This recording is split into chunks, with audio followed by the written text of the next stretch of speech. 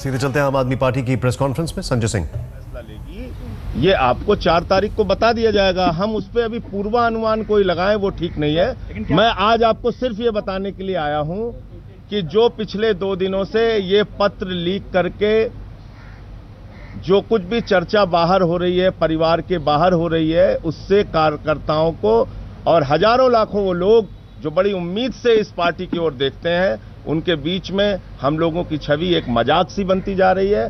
कार्यकर्ताओं में घोर निराशा पैदा होती है जब हमारे वरिष्ठ नेता बार बार इस तरह की कारगुजारियों को, इस प्रकार के कृत्य को करते हैं। मैं सिर्फ ये बताने की कोशिश कर रहा हूं।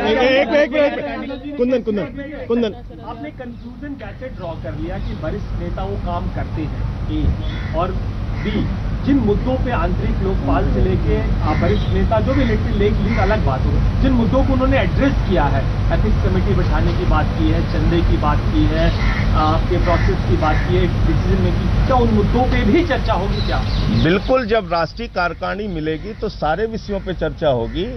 और मैंने तो पहले अपनी बातचीत में कहा, मतभेद रखने का पूरा अधिकार है, लेकिन पार्टी फोरम के अंदर मतभेद रखने का अधिकार है। लेकिन जब बार बार आप पार्टी के अंदर की बात को, पार्टी के अंदर के मतभेद को बाहर करते हैं तो वो मतभेद नहीं है, कोई भेद है। क्या एक मिनट आशु सर, जो नेशनल एग्जीक्यूटिव की मीटिंग हुई थी, क्या उसमें लोग थे, एक अच्छे खासे लोग थे, 15, 16, 17 लोग, जिन्होंने ये प्रपोजल रखा कि योगेंद्र यादव प्रशांत को पीएसी से हटाया जाए, और खासकर आज जो दुर्गेश पाठक का जो दिल्ली को कन्वीनर, उनका ये बयान आता है कि ये दोनों वो नेता है जो चाहते थे कि दिल्ली में आम आदमी पार्टी हारे चुनाव ताकि अरविंद केजरीवाल को हटाया जा सके।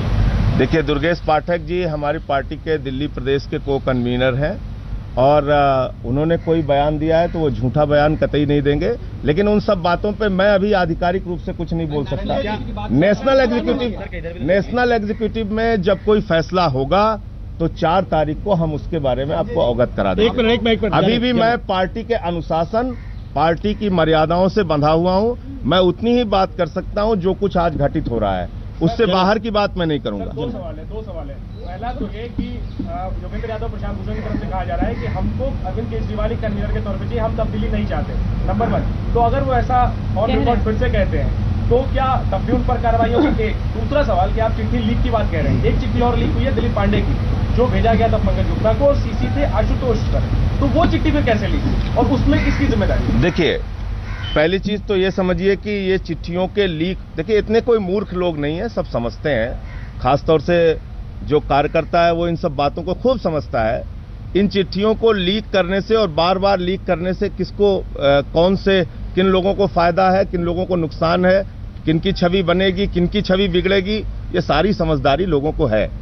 अब किसने लीक किया वो तो एक चर्चा का विषय है, उस पर चर्चा होगी। लेकिन मेरा ये कहना है, मैंने सब चिट्ठियों की बात की। 7 पेज की योगेंद्र यादव जी की एक बार चिट्ठी लीक हुई, 4 पेज की मनीष सिसोदिया जी की चिट्ठी एक बार लीक हुई, एडमिरल रामदास जी की चिट्ठी लीक हुई, प्रशांत भूषण जी की चिट्ठी लीक हुई, दिलीप पांडे जी की चिट्ठी लीक हुई। इस प्रकार से चिट्ठी लीक होने की घटनाओं से पार्टी मजाक बनती जा रही है, मैं ये कह रहा हूँ। सर, ऐसी खबरें आ रही है कि योगेंद्र यादव जी ने इस्तीफा भेजा है, तो इस पर क्या कहना चाहेंगे?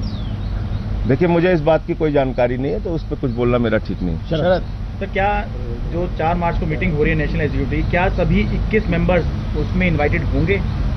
सारे 21 मेंबर उसमें इनवाइटेड होंगे। जैसे एक राष्ट्रीय कार्यकारिणी की बैठक होती है उसी तरह से राष्ट्रीय कार्यकारिणी की बैठक होगी, उसकी औपचारिक सूचना जाएगी। जी, मैं आपसे ये पूछना चाहूंगा, आपको वो होर्डिंग याद होगा आम आदमी पार्टी का, काफी प्रसिद्ध, जिसमें जो कि पार्टी ऑफिसेज में भी लगा हुआ है कि अपने मन के कोने को अच्छे से टटोल कर देख लीजिए, कहीं कोई पद पाने की लालसा तो है नहीं, अन्यथा आप पार्टी में तोड़फोड़ करेंगे।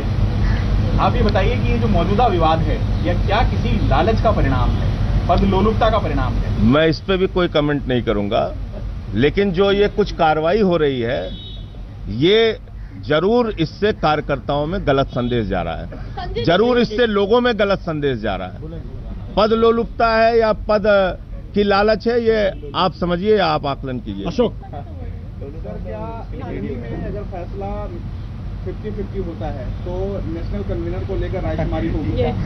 देखिए, एनी में जो भी फैसला होगा वो पहले तो सर्वसम्मति से होगा, और अगर सर्वसम्मति से नहीं होगा तो बहुमत से होगा। संजय जी, जी आप इतना समझ पा रहे हैं, संजय जी आपको इतना जब पता है कौन क्या है, फैक्ट है, अंदर से पता है पार्टी को कौन लीक कर रहा है, अगर आपकी इनको है तो आप क्यों नहीं स्टेप ले रहे, क्यों आप 4th मार्च तक वेट कर रहे हैं, क्यों? या एक इससे है क्यों अगर वो पार्टी वाले खुद ही छोड़ना चाह रहे हैं, वो जो 2 लीडर्स की बात आ रही है, तो उनको जाने दीजिए फिर। पहली बात तो ये समझ लीजिए कि पार्टी एक संगठन से चलेगी ना, हम ऐसे तुरंत थोड़ी कोई फैसला ले सकते हैं। किसी को निकालने, किसी को रखने के लिए पार्टी की राष्ट्रीय कार्यकारिणी फैसला लेती है। वो राष्ट्रीय कार्यकारिणी मिलेगी, वो फैसला करेगी, वो विचार करेगी इस पर।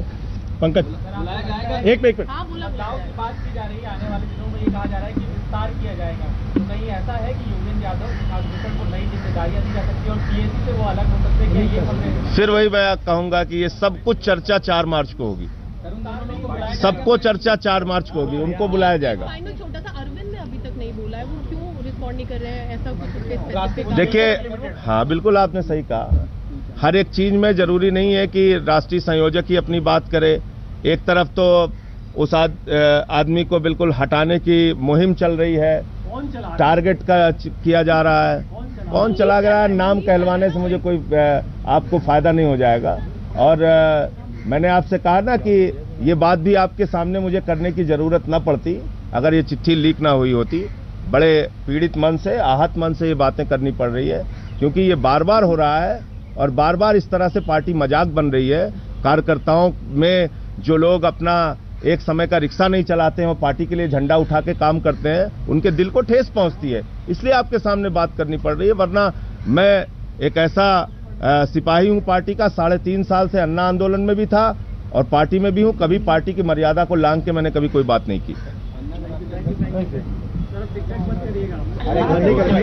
हमारे साथ